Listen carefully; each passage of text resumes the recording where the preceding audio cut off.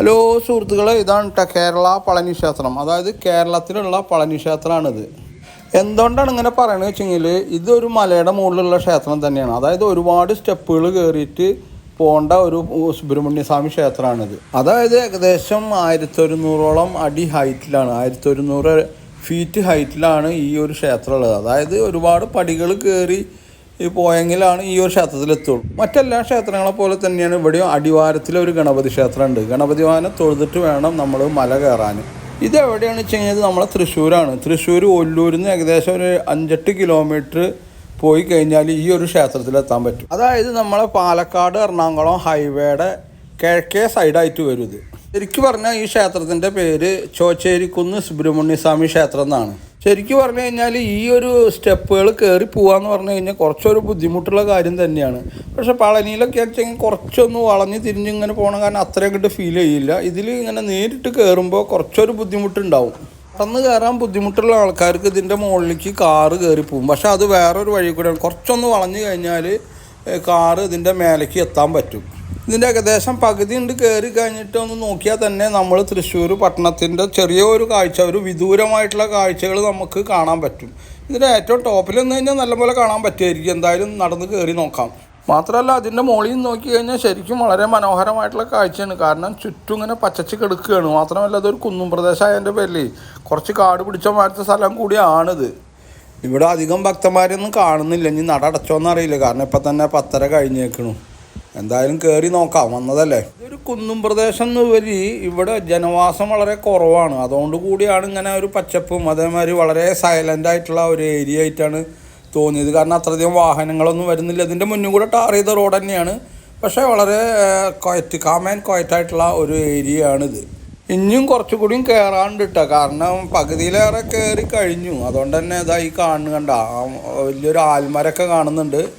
എന്തായാലും കയറി നോക്കാം. ചെല്ലുമ്പോൾ തന്നെ സൈഡിൽ ഇവരുടെ ഒരു ഓഫീസും കാര്യങ്ങളൊക്കെ ഉണ്ട് അമ്പലത്തിൻ്റെ.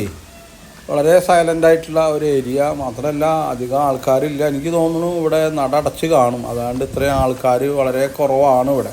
ശ്രദ്ധിച്ചാൽ ഇവിടുത്തെ ഓരോ സ്റ്റെപ്പുകളും ഓരോ വ്യക്തികൾ സ്പോൺസർ ചെയ്തിട്ടുള്ളതാണെന്ന് തോന്നുന്നു. കണ്ട ആ ഇതുമേലൊക്കെ പേര് എഴുതിയിട്ടുണ്ട്, ഓരോ സ്റ്റെപ്പുമ്പിലും പേര് എഴുതിയിട്ടുണ്ട്.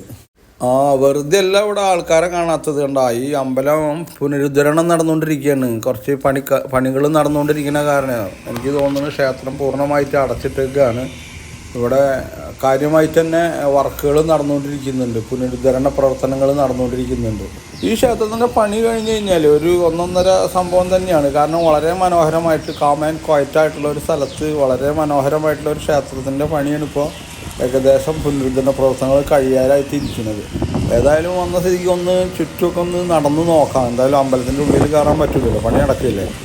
ഇവിടെ നല്ല തണുപ്പും നല്ല കാറ്റൊക്കെ ഉണ്ട്. കാരണം നല്ല ഹൈറ്റിലുള്ള ഏരിയ കാരണമാണ്. നല്ല തണുപ്പുള്ള ഒരു സ്ഥലമാണ്, നല്ല രസകരമായിട്ടുള്ള സ്ഥലം. ചുറ്റും കാണാൻ മാത്രമുണ്ട്. കണ്ട വിദൂരങ്ങളായിട്ട് നമ്മളെ തൃശ്ശൂരിൽ നിന്ന് പറഞ്ഞ പട്ടണം കാണാൻ പറ്റുന്നുണ്ട്. തൃശ്ശൂരിൻ്റെ വലിയ വലിയ ബിൽഡിങ്ങുകളും കാര്യങ്ങളൊക്കെ ഇതിൻ്റെ മുകളിൽ നിന്ന് നോക്കി കാണാൻ പറ്റും.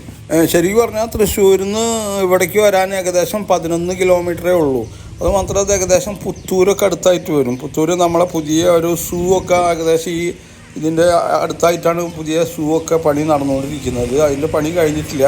അതായത് തൃശ്ശൂർ സിറ്റിയിലുള്ള കാഴ്ച ബംഗ്ലാവ് ഈ പുത്തൂർ എന്ന് പറഞ്ഞാൽ ഈ ഇപ്പോൾ പുതിയ പണി നടന്ന സ്ഥലത്തേക്കാണ് മാറ്റാനുള്ള പ്ലാൻ നടന്നുകൊണ്ടിരിക്കുന്നത്. ഒരു കുന്നിൻ്റെ മുകളിൽ, അതായത് ഈ ഒരു ക്ഷേത്രം നിൽക്കുന്ന ഈ കുന്നിൻ്റെ മുകളിൽ വേറെ ഒരു ക്ഷേത്രങ്ങളോ വേറെ ഒന്നും ഇല്ല, വേറൊരു സംഭവവും ഇല്ല. ആകെ കാണുന്നത് ഈ ഒരു ക്ഷേത്രം തന്നെയുള്ളൂ. കാരണം അതിനുള്ള ഒരു സ്ഥലം മാത്രമേ ഉള്ളൂ.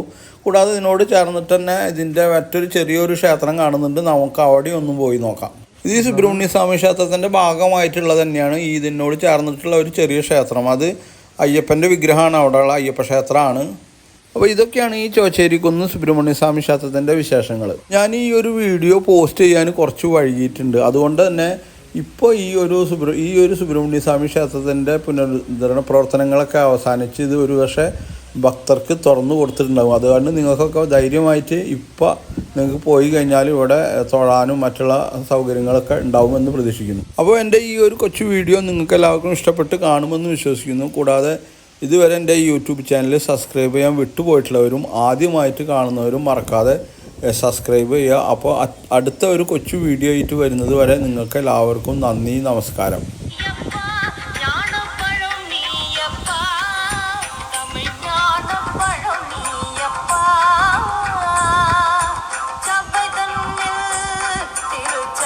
വന്നു